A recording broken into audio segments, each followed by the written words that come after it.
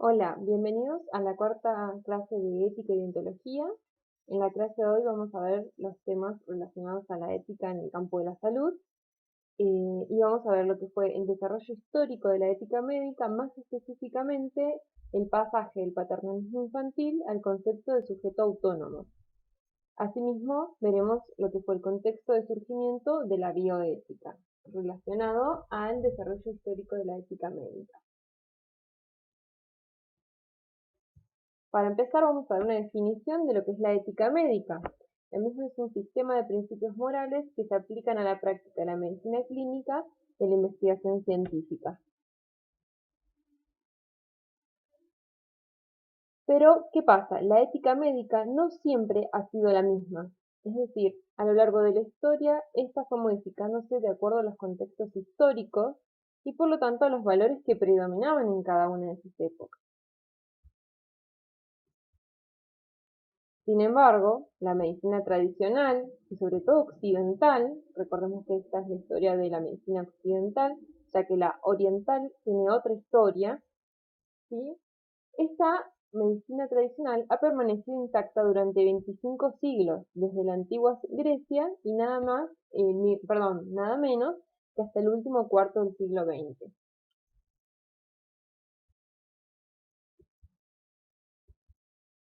La ética médica esta ética estuvo basada en un modelo paternalista y con raíces en la filosofía aristotélica, dominó la forma de practicar la medicina hasta bien avanzado el siglo XX. Es decir, pasaron muchos siglos hasta que la ética médica dio un vuelco y un giro. Hasta ese momento, hasta mediados del siglo XX, la ética médica permaneció en un mismo estadio.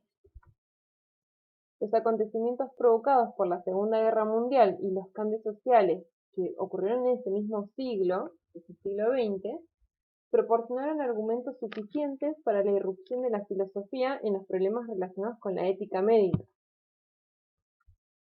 Como todos sabemos, los cimientos de la civilización occidental vienen de Grecia. No solamente la filosofía, la política, el arte nacieron en la antigua Grecia, sino que también la medicina occidental. Entonces vamos a encontrar los inicios de las ideas acerca de la ética médica en la antigua Grecia, ¿sí? No constituiría un cuerpo profesional, pero sí se comienzan a tejer ciertas ideas. La idea de una ética médica existe desde los tiempos precristianos, en el que el griego Hipócrates, ¿sí? Como todos lo conocemos, nacido en el año 460 a.C., habló de los deberes éticos de los médicos y los plasmó en lo que se conoce popularmente como el juramento hipocrático. La ética clásica no indagó en las cuestiones propias de la profesión médica, sin embargo, esto se vio reflejado en las normas morales que estaban inscritas en el juramento hipocrático, ¿sí? Este juramento hipocrático demostraba ya las ideas que se tenían o las normas morales que iban a regir a la medicina.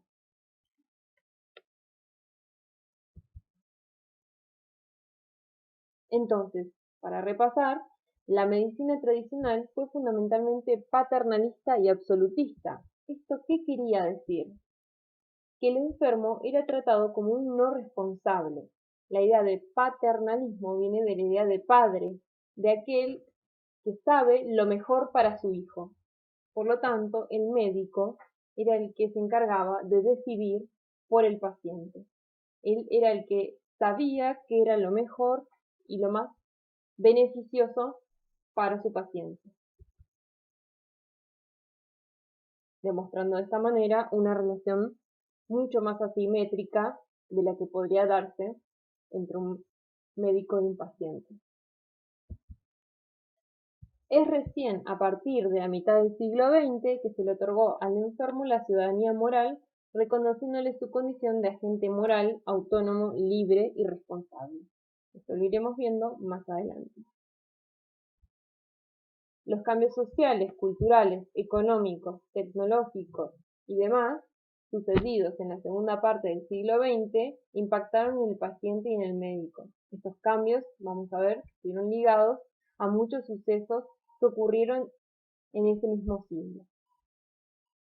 Desde la Declaración de los Derechos Humanos, en 1948, y la irrupción de la bioética en los años 70, se reconoció al paciente en su condición de agente moral autónomo, libre y responsable. En este sentido, la bioética, al involucrar a la humanidad, a la idea de lo humano, rompió el cerco de la ética médica tradicional para darle cabida a las disciplinas distintas de la biología, como fue la filosofía, las leyes y la religión, entre otros. Se manifiesta como una ética interdisciplinaria, puente de unión entre la ciencia y las humanidades. ¿Sí? ¿Se acuerdan que la bioética era fundamentalmente interdisciplinaria?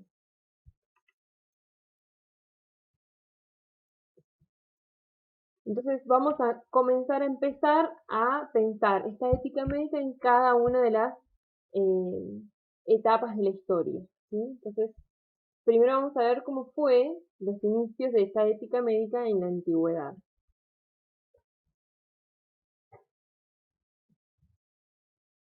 Entonces, los orígenes de la ética médica se remontan al mundo antiguo y en este sentido, tanto en el Código de Hammurabi como en el juramento hipocrático, ya comenzamos a encontrar un conjunto de preceptos orientados a la regulación del ejercicio de la medicina.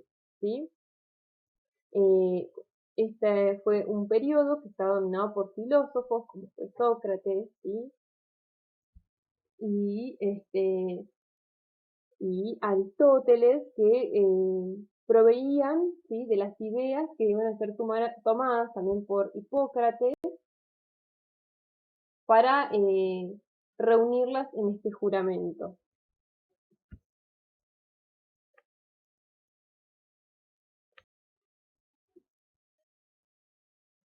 Sin embargo, la medicina en los tiempos de Sócrates y de Hipócrates no estaba organizada ni reglamentada como una profesión.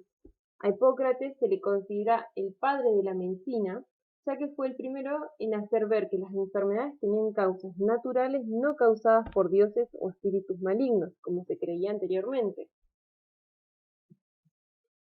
Los conocimientos médicos se heredaban, se transmitían en el grupo familiar, era como un sacerdocio profesionalizado, ¿sí? No existía una carrera, un estudio específico, sino que aquel que heredaba esos conocimientos acerca de los saberes médicos que existían en esa época, ¿sí?, se heredaban, se transmitían.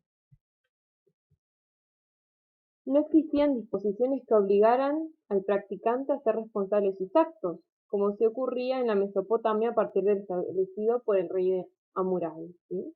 El rey Hammurabi sí prescribió sanciones para que los practicantes de la medicina fueran responsables de sus actos.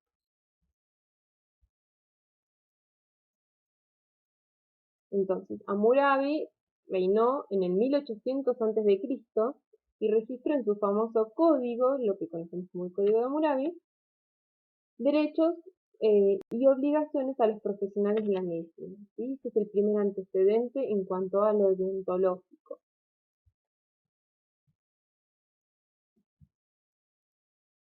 Pero esta ética de Grecia, de la antigua Grecia, era una ética naturalista.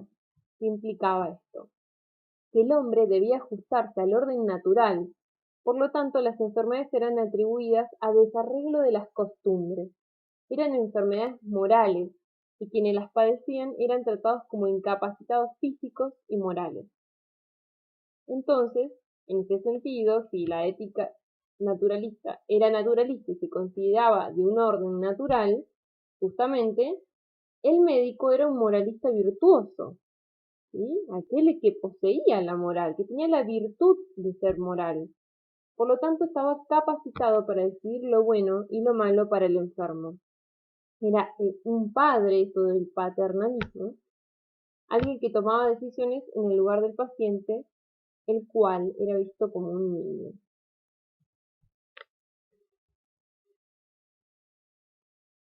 A esta relación, como dijimos anteriormente, entre médico y paciente se le denominó paternalismo infantil. Dentro de la ética médica griega, el juramento hipocrático es la obra más representativa y paradigmática de este paternalismo. El deber del médico era hacer el bien al enfermo y el de este era aceptarlo, ¿sí? Era en un principio, la ética médica estaba basada en el principio de beneficencia, una beneficencia que aún no consideraba la autonomía de la persona. Eso fue más eh, reciente. La moral de la relación médico-enfermo debía ser una típica moral de beneficencia. En esta relación, el médico era no solo un agente técnico, sino también moral, técnico en el sentido de quien poseía los medios para curar, y el enfermo era un incompetente físico y moralmente necesitado de ayuda profesional y ética. ¿Sí? Había una confusión ahí o una unión entre lo que era filosofía y ciencia. Era un ser humano carente de autonomía y el paciente y consiguientemente incapaz de decidir moralmente. ¿Sí? El que conocía el orden natural era el médico y podía y debía proceder conforme a ello.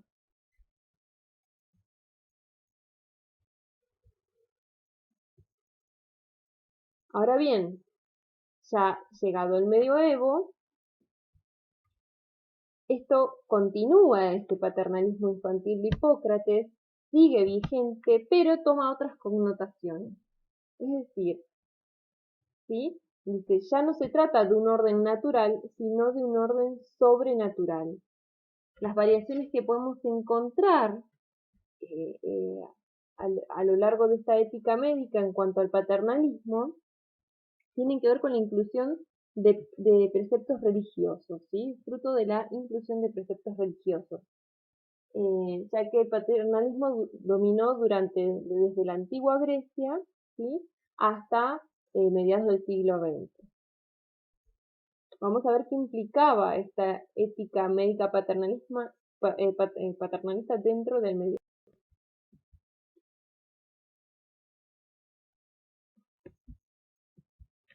Bien, dice, esta idea de que ahora pertenecer a un orden sobrenatural y no natural se debe al dominio del credo monoteísta cristiano de la época, ¿sí? Si recordamos, en la época medieval, era una época donde la religión cristiana dominaba todos los aspectos de la vida y de la política. Entonces, el ajustamiento debe ser al orden divino. La enfermedad se consideraba un pecado del cuerpo. Aquel que contraía una enfermedad era porque había pecado, ¿sí? Entonces el médico que adopta un papel, en realidad ya no tanto no solo de un poseedor de la virtud moral, sino un rol sacerdotal, ¿sí? En el cristianismo, esta idea del cristianismo que le otorga la universalidad a la ética hipocrática, la ética cristiana. Entonces, a través de la religión se vuelve universal la ética de Hipócrates, ¿sí? Se va a difundir a través de la religión cristiana.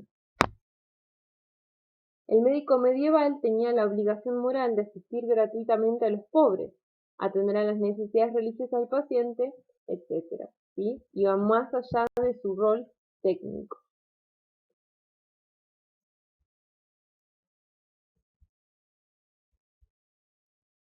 A finales del medioevo, la medicina comienza a alcanzar el rango de profesión al dejar de estar paulatinamente en manos de los clérigos.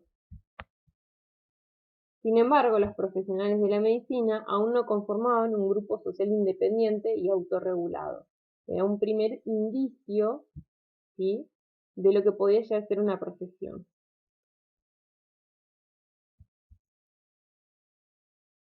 Las corrientes filosóficas, con la llegada de la Ilustración, entonces separaron lo científico de lo religioso, iniciándose una etapa de conflictos éticos sociales.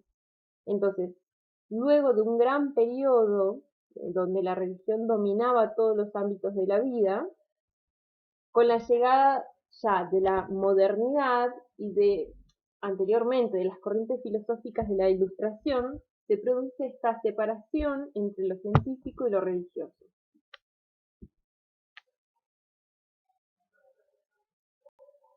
Entonces, la ética médica en el mundo moderno nace con el capitalismo. ¿Sí? El capitalismo trajo aparejado muchas y significativas transformaciones en la sociedad de la época. Una de ellas, como mencionamos, fue que el Estado logra separarse, por lo menos parcialmente, de la Iglesia, ¿sí? Que va perdiendo su lugar, su posición predominante como lo era en el medioevo. La ética comienza a poner el acento de sus reflexiones en el hombre, y la moral deja de estar determinada por cualquier ente distinto al propio hombre. Pasa a ser asumida como autónoma y fundada en una racionalidad científica, ¿sí? Ya no es algo divino, la moral, o algo, ¿sí?, extracorporal, sino tiene que ver con una racionalidad científica. Comienzan a surgir los primeros colegios médicos, por lo que esta ética médica deja de ser algo personal del profesional para transformarse en una cuestión institucional. Porque ¿qué implicaba anteriormente que la medicina no estuviera conformada como una profesión? Implicaba que los deberes del profesional quedaban a cargo de su propia conciencia. No había una regulación externa a la profesión. Por lo tanto, podían suceder múltiples cuestiones. Entonces, a partir del capitalismo también comienzan a crearse los códigos de ética y los códigos deontológicos que comienzan a regular las profesiones. En los inicios del siglo XIX se crea el Código Deontológico de Percival, que constituye la expresión institucionalizada del paternalismo hipocrático, es decir, se concreta en este código deontológico estas ideas del paternalismo hipocrático. Pero ya no es el mismo paternalismo, dijimos que fue teniendo el tinte de cada época, ¿sí? Porque a partir del capitalismo surge lo que fue la crítica del liberalismo burgués, ¿sí?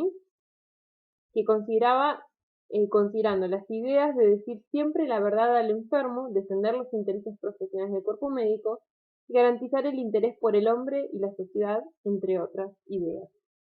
Entonces, con esta crítica que aporta el liberalismo burgués, se acentúa el paternalismo hipocrático en el Código Deontológico de Percival.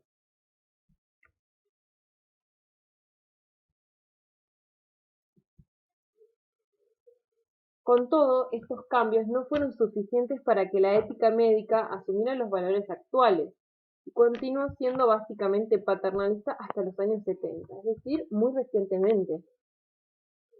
En esta época, en la década del 70, se constituyó el periodo en que surge la bioética, resultado de una serie de condiciones que se fueron gestando en el periodo que abarca desde la Segunda Guerra Mundial y los primeros años de la década del 70.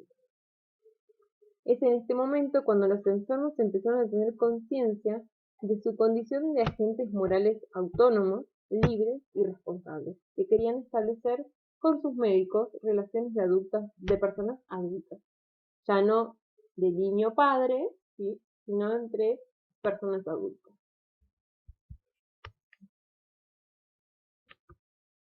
La nueva ética en salud, que tenía que ver con estos aportes de la bioética, le quita al ejercicio profesional la dimensión tradicional de ser un compromiso entre dos para ampliar este escenario y sus actores.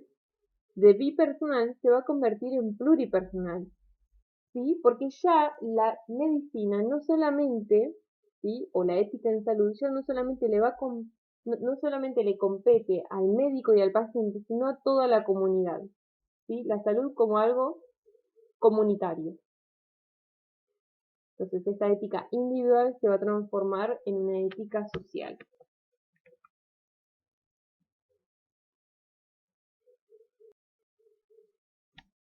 Entonces, para resumir, el surgimiento de la bioética estuvo ligado, por un lado, a la expansión capitalista, como nombramos anteriormente, al avance de la ciencia que produjo esta expansión capitalista, y este avance de la ciencia produjo preocupaciones en la población, ¿sí?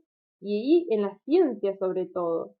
Estas preocupaciones de que se utilizaran las tecnologías para fines bélicos, ¿sí? Y esto representó la preocupación tenía que ver con lo que sucedió, ¿sí? Como antecedente en el Holocausto de Hiroshima y Nagasaki, donde la tecnología fue utilizada como un fin bélico. Entonces también comienzan a surgir preocupaciones en torno a la manipulación de las funciones vitales, a la fragmentación, despersonalización y deshumanización médica a partir de estas tecnologías diagnósticas, ¿sí? La idea de que la tecnología reemplace al médico y se produzca esta deshumanización y despersonalización en la atención.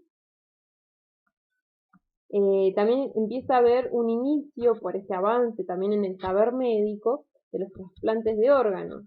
Toda novedad científica genera preocupaciones y preguntas en las sociedades.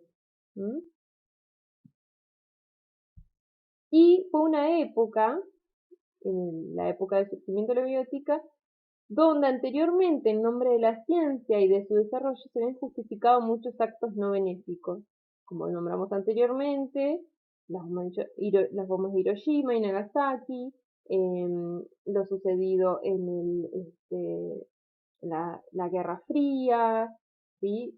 El Holocausto. Y también comienzan a surgir, producto de todas estas preocupaciones, movimientos sociales. Por ejemplo, comienzan a surgir los primeros movimientos ecologistas y consumidores de servicios de salud. Y se comienza a tejer desde lo jurídico esta idea de autonomía del paciente. ¿Qué es esto de la autonomía del paciente que nos diferencia del paternalismo?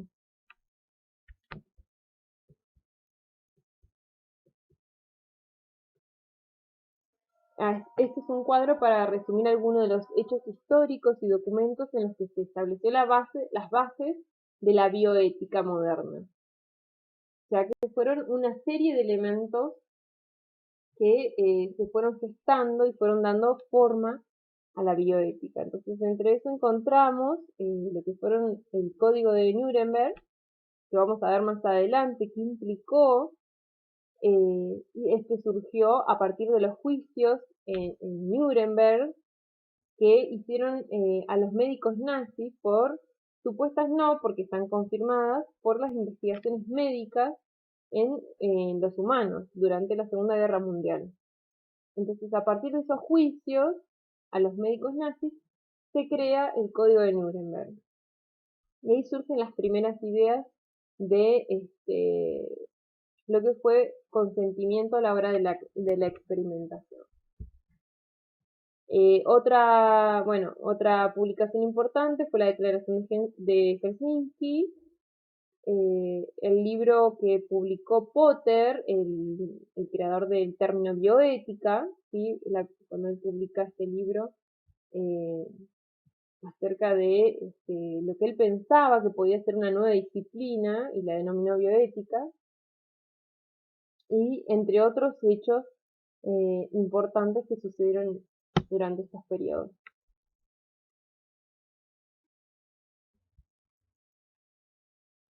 Entonces vamos llegando a una conclusión de que la bioética médica constituye hoy no una nueva disciplina, sino un nuevo paradigma ético en salud, ¿sí? Constituyó un giro paradigmático en lo que fue la historia de la ética médica y en salud en general. Entonces, se constituye como un movimiento antipaternalista y preponderantemente humanista. Si en su fase inicial de desarrollo la solución de los problemas éticos era competencia solo del profesional, más adelante lo sería también del colegio médico con su código de ética. Ahora lo es, además, de toda la sociedad y de los diferentes agentes morales que en ella actúan. Es decir, Cuando nosotros trabajamos esta idea de los principios de la bioética, el que tiene mayor peso e importancia tiene que ver con el principio de autonomía, ya que ese es el principio que permitió, ¿sí?, eh, dar el giro principal en la ética médica. ¿Sí? Pasar de esta idea de que el paciente no tiene ninguna incumbencia eh, en su salud, en su cuerpo, a tener un lugar preponderante, de escuchar al paciente, de escuchar qué tiene él para aportar acerca de ese dolor, acerca de ese padecimiento. Sin embargo, encontramos algunas dificultades en la aplicación principalista. Hay que tener en cuenta que la bioética, chicos, no es solamente esta aplicación de principios, porque si no queda muy reducida, ¿sí? Tiene que ir más allá de la aplicación de principios, en la consideración del sujeto, de su dignidad, en la consideración de sus derechos, ¿sí? En todos esos fundamentos que estuvimos viendo en la clase pasada. Entonces, vamos a ver algunas de estas dificultades. Existe una dificultad a la hora de aplicar los principios y esto constituye un objeto de polémica. Los principios son tan generales que a veces resulta difícil su aplicación en un caso concreto, pero la mayor dificultad para su uso surge de la falta de un orden jerárquico. ¿Bien? Si bien podemos decir que actualmente eh, tenemos el principio de beneficencia, que era el que reinaba en la ética tradicional, sigue existiendo. El principio de beneficencia ya no se considera como se considera en la medicina paternalista, porque hoy en día no consideramos la beneficencia si no hay autonomía, ¿sí? Como habíamos dicho en la clase pasada. No puede haber beneficencia si no hay autonomía, consideración de la autonomía del paciente. Pero esta dificultad tiene que ver con en la hora de aplicar los principios a un determinado caso, en que no se sabe cuál, ¿sí?, de estos principios tiene mayor peso, todos o algunos, que hay que considerar en cada caso particular, sobre todo cuando nos encontramos ante problemas y dilemas. Podemos decir que los problemas y críticas que enfrenta hoy en día la ética médica es principalmente establecer los principios de la autonomía. Este es otro problema con el que nos encontramos. ¿Hasta qué punto podemos considerar la autonomía del paciente? Ya que debemos aceptar que el médico posee un conocimiento del cual nosotros carecemos y por lo tanto acudimos a él.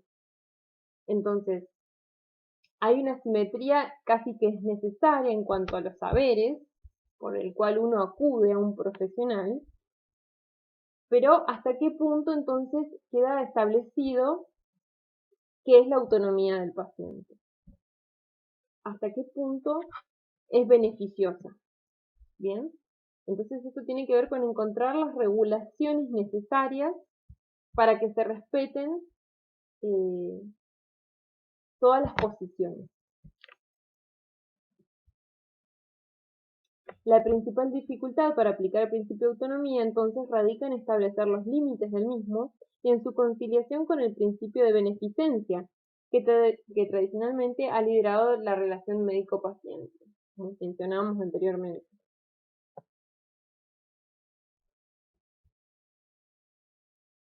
Volcar totalmente la balanza de las decisiones del lado del paciente supone, desde luego, un alejamiento de la tradición médica.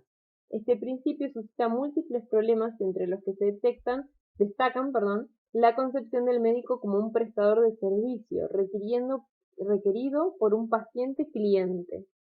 ¿Sí? La idea es que el paciente se convierte en un cliente que paga un servicio. ¿Sí? Y los problemas derivados de la valoración de la competencia del enfermo. Esto es otra dificultad. Cuando valoramos la competencia del enfermo en cuanto a sus capacidades para decidir, sobre todo cuando estas capacidades están mermadas, ¿sí? La dificultad de encontrar un punto de valoración acerca de su capacidad para decidir. Entonces, podríamos decir que idealmente, lo ideal sería que el paciente aporte su saber, aporte sus valores y escala de creencias, ¿sí? Al médico y que en conjunto, como un equipo, se pueda arribar a una solución. Eso es en el plano de lo ideal. ¿Bien? Bueno, chicos, hasta acá queda la clase de hoy.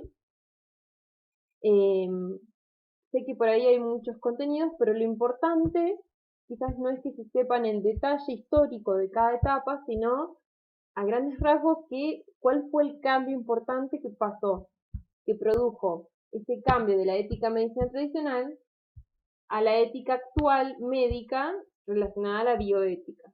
¿Sí? ¿Cuáles fueron los grandes hitos que hicieron que se produjera ese giro paradigmático? Ese es el punto donde tienen que prestar mayor atención. ¿Sí?